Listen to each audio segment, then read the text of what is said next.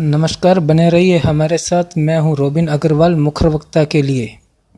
बाबा बरखादास कभी अखबारों की सुर्खियों में रहा यह वही नाम है जो पुलिस के रिकॉर्ड में हिस्ट्री सीटर माना सिंह के साथ कत्ल के एक मुकदमे में दर्ज था।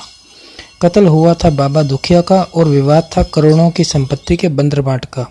बंदरबाट भी उस संपत्ति का जो न इसकी थी न उसकी।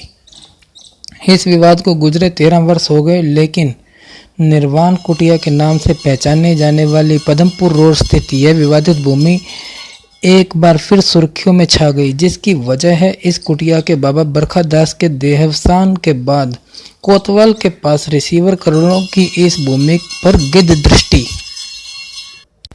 अब बात करें न्यायालय, उसके फैसले और बाबा के मालिकाना हक की, तो गौरतलब है कि बाबा निर्वाण कुटिया के महंत बाबा मोहनदास के देहावसान के बाद महंत बने बाबा बरखादास इस कुटिया के महंत जरूर थे, लेकिन कोई विधिक वारिस नहीं। हाईकोर्ट जोधपुर के आदेश के अनुसार भी बाबा बरखादास को इस संपत्ति का वारिस होने के लिए अपने सिविल राइट साबित करने थे, जो बाबा ने नहीं किए।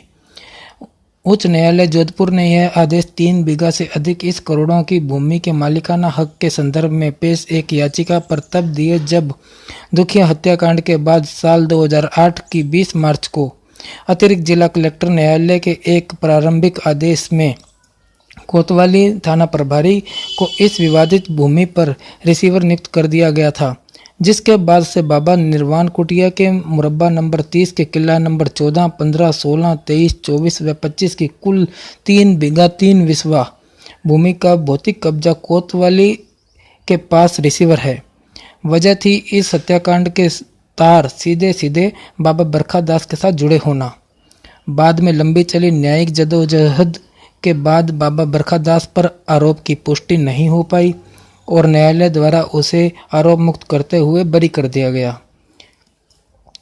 अतिरिक्त जिला कलेक्टर न्यायालय के प्रारंभिक आदेश के विरुद्ध निगरानी याचिका जिला न्यायालय से अस्वीकार होने के बाद बाबा बरखादास ने उच्च न्यायालय जोधपुर का दरवाजा भी खटखटाया, जहां से भी बाबा बरखादास को कोई राहत नहीं मिल पाई। अदालती कार्रवाई की शुरुआत न्यायालय अतिरिक्त जिला कलेक्टर सिटी से हुई, जहां विचाराधीन पत्रावली में काफ़ी समय बाद निर्णय पारित कर सिविल न्यायालय से मालिकाना हक तय करवाने के आदेश बरखादास को दिए गए। बाद में तब पुख्ता भी हो गए जब इसके विरुद्ध अपील जिला न्यायालय में की गई।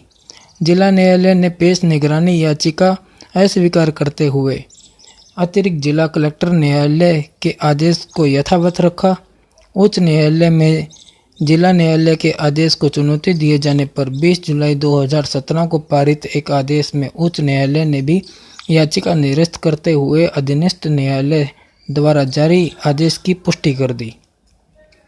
चूंकि बाबा दुखिया हत्याकांड में बाबा बरखादास के बरी होने के बाद कुटिया की रिसीवर भूमि तो विवाद मुक्त हो गई, लेकिन कानूनी पेच अब भी बाकी था। वह पेच था सिविल राइट्स तय करवाने का। बाबा बरखादास के 7 जुलाई को देहावसान के बाद वह मुद्दई भी नहीं रहा जिसे न्यायालय आदेश के मुताबिक सिविल राइट्स तय करवाने थे। अब अगर कुछ बाकी बचा है तो वह है 3 बीघा 3 बिस्वा भूमि, जिस पर हाल वक्त रिसीवर है कोतवाल। भूमि की कीमत करोड़ों में हो और उसका वाली वारिस न हो, यह स्थिति गिद्धों के लिए किसी फेस्टिवल ऑफर से कम नहीं। बात अगर कायदे की करें तो भी संपत्ति का जब कोई विधिक वारिस न हो तो उस पर राजसात का नियम लागू होता है। हालांकि प्रशासन की ओर से अब तक ऐसा कोई कदम नहीं उठाया गया। इसका मतलब यह कतई नहीं है कि प्रशासन को इस नियम की खबर नहीं।